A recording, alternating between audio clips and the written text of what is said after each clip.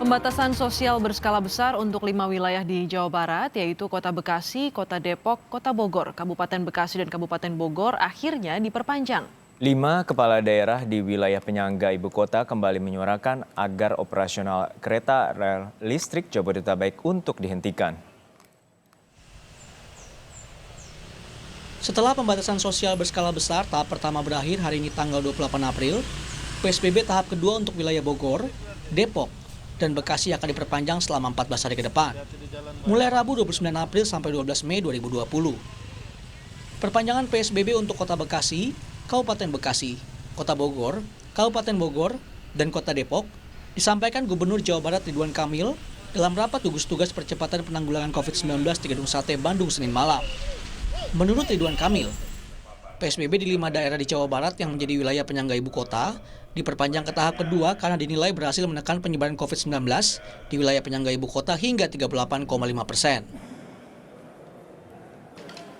Hasil utama dari PSBB saya sampaikan setelah hampir 14 hari PSBB di Bodebek dapat saya sampaikan bahwa terjadi keberhasilan penurunan tren turun dari COVID ini di 3 wilayah kami, yaitu di Kota Bogor, Kabupaten Bogor, dan Kota Depok. Tapi masih terjadi sebuah peningkatan di Kota Bekasi dan Kabupaten Bekasi. Jadi kesimpulannya adalah bahwa total Jabodetabek ini terjadi penurunan kasus hampir 38,5%.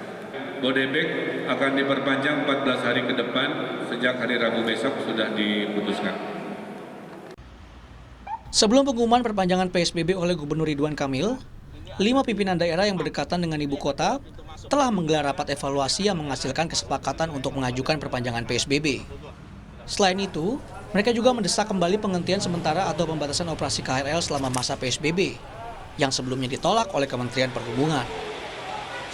Hingga Senin 27 April, total terdapat 951 kasus positif COVID-19 di Jawa Barat, dengan sebanyak 96 orang sembuh dan 78 orang lainnya meninggal dunia. Sementara ada 8.950 orang dalam proses pemantauan dari total 39.106 ODP, serta 2.051 pasien dalam proses pengawasan dari total 4.379 PDP.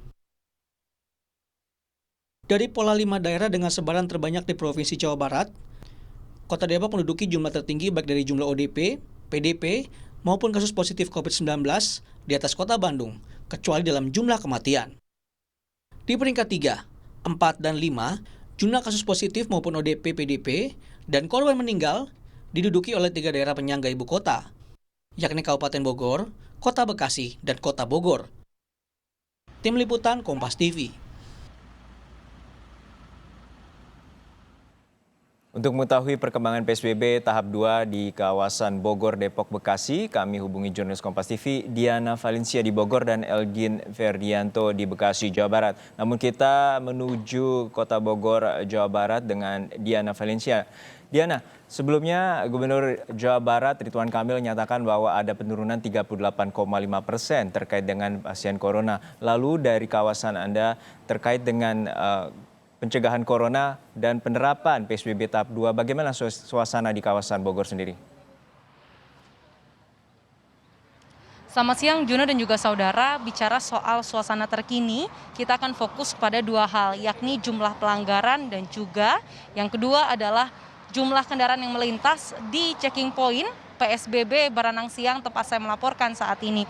Kalau bicara yang pertama terlebih dahulu soal jumlah pelanggaran, memang secara umum data yang kami dapatkan dari Kanit Lantas Polresta Bogor menyatakan memang dari hari ke hari jumlah pelanggaran secara umum menurun begitu.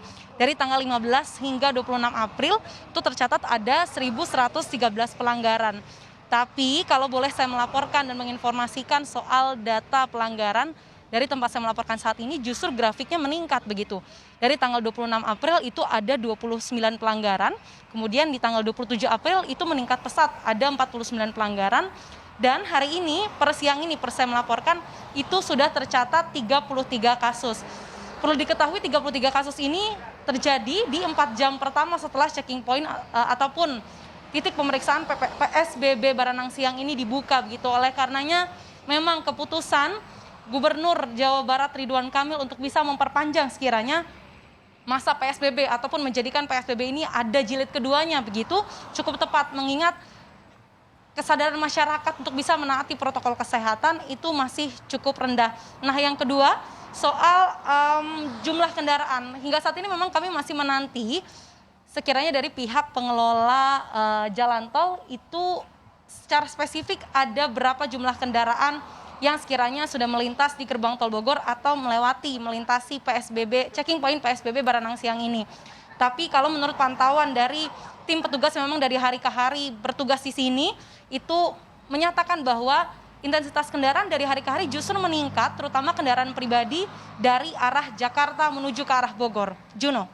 Ya Diana, ini menjadi salah satu yang berbanding terbalik bila menyebutkan bahwa ada penurunan. Namun demikian jumlah pelanggaran ataupun hilir mudik lalu lintas di kawasan Bogor ini justru meningkat. Lalu seperti apa penerapan terkait dengan sanksi ataupun penerapan terhadap aturan PSBB jilid kedua ke depan, dan terkait dengan aturan tambahan apakah akan ada diterapkan? Ya Juno, hingga saat ini memang belum ada perbedaan signifikan entah itu terkait sanksi ataupun penerapan ataupun penegasan dari protokol kesehatan di checking point PSBB tempat saya melaporkan ataupun di checking point PSBB lainnya di Kota Bogor.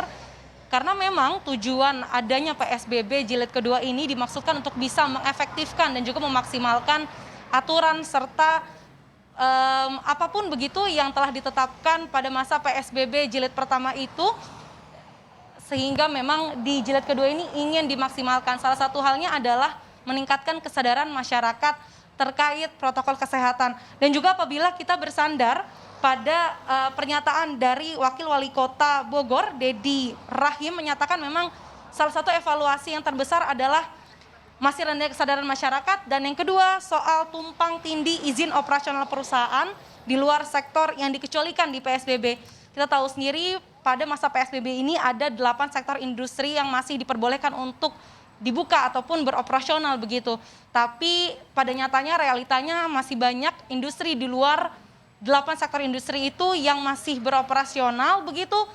Namun mereka masih beroperasi bukan karena keinginan sendiri, tapi memang masih tersandung izin dari sejumlah kementerian terkait seperti Kementerian Perindustrian ataupun Perdagangan. Juno.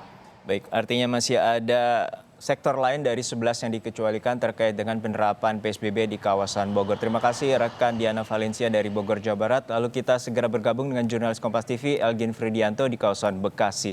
Elgin, hingga saat ini bagaimana penerapan PSBB tahap 2 yang akan dilakukan pada 29 April hingga 12 Mei mendatang?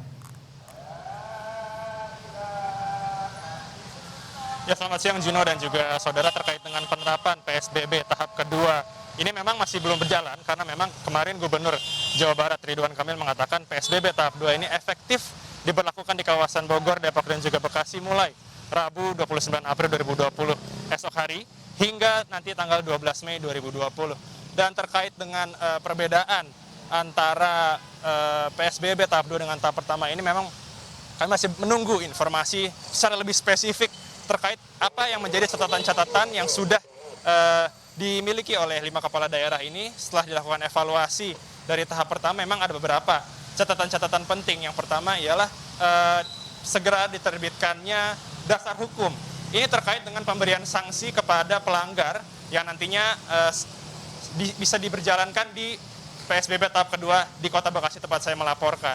Selain itu juga adanya koordinasi yang jelas antara pemerintah daerah dengan pemerintah pusat, karena sempat dikatakan oleh Wali Kota Bekasi Rahmat Effendi mengatakan bahwa masih ada beberapa perusahaan di Kota Bekasi yang berjalan di luar dari sektor yang diperbolehkan oleh pemerintah ini, tapi tidak bisa dilakukan penertiban oleh pemerintah daerah seperti itu.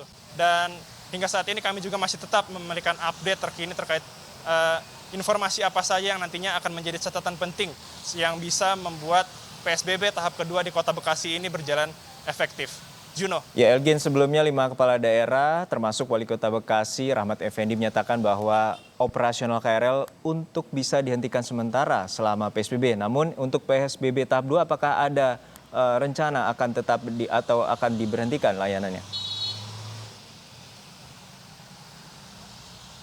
Ya, Juno dan juga saudara, terkait dengan PSBB tahap kedua ini memang sudah diberikan evaluasi terkait dengan berhenti atau tidaknya atau pembatasan terkait dengan komuter lain selama masa PSBB ini berlangsung. Namun Wali Kota Bekasi Rahmat Effendi mengatakan ia mengharapkan bahwa Kementerian Perhubungan dapat mengerti dengan dijalankannya PSBB ini dapat menekan penyebaran dari COVID-19 dengan melakukan pembatasan jam operasional atau operasional dari komuter lain ini, karena memang masih ditemukan dan dikatakan oleh Rahmat Effendi sendiri bahwa penyebaran di Kota Bekasi dan juga di Kota Jakarta ini masih terus meningkat meskipun tidak terlalu signifikan. Juno. Baik, terima kasih rekan Elgin Fridianto dari kawasan Bekasi, Jawa Barat. Dan sebelumnya ada rekan Diana Valencia dari Kota Bogor, Jawa Barat terkait dengan jelang penerapan PSBB tahap 2 di kawasan Bekasi, Bogor, dan Depok.